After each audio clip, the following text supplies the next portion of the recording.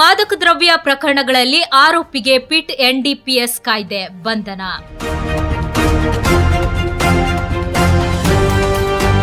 ಹಲವು ಮಾದಕ ದ್ರವ್ಯ ಪ್ರಕರಣಗಳಲ್ಲಿ ಭಾಗಿಯಾಗಿದ್ದ ಕೋಯಿಪಾಡಿ ಮೂಲದ ವ್ಯಕ್ತಿಯನ್ನು ಪಿಟ್ ಎನ್ಡಿಪಿಎಸ್ ಕಾಯ್ದೆಯಡಿ ಬಂಧಿಸಲಾಗಿದೆ. ಕುಂಬಳೆ ಪೊಲೀಸರು ಕೋಯಿಪಾಡಿ ಕಡಪುರದ ಶಫೀರ್ ಮನ್ಸಿಲ್ ನಿವಾಸಿ ಕೆಕೆ ಸಾದಿಕ್ ಅವರನ್ನು ಬಂಧಿಸಿದ್ದು, ಇನ್ಸ್ಪೆಕ್ಟರ್ ಬೈಜು ಕೆ ಥಾಮಸ್ ಹಾಗೂ ಎಸ್ಐಗಳಾದ ಸನೀತ್ ಮತ್ತು ಅನಂತಕೃಷ್ಣನ್ ಆರ್ ಮೆನನ್ ನೇತೃತ್ವದಲ್ಲಿ ಈ ಕ್ರಮ ಕೈಗೊಳ್ಳಲಾಗಿದೆ.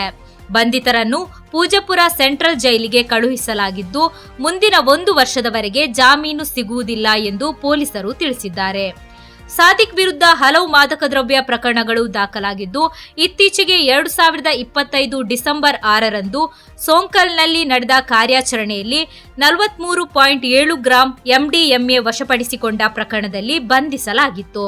ಆ ಪ್ರಕರಣದಲ್ಲಿ ಸಹ ಆರೋಪಿಗಳಾದ ಎಎಂ ಅಶ್ರಫ್ ಮತ್ತು ಎಕೆ ಸಂಶುದ್ದೀನ್ ಅವರನ್ನು ಪೊಲೀಸರು ಬಂಧಿಸಿದ್ದರು ಎಂದು ತಿಳಿಸಲಾಗಿದೆ.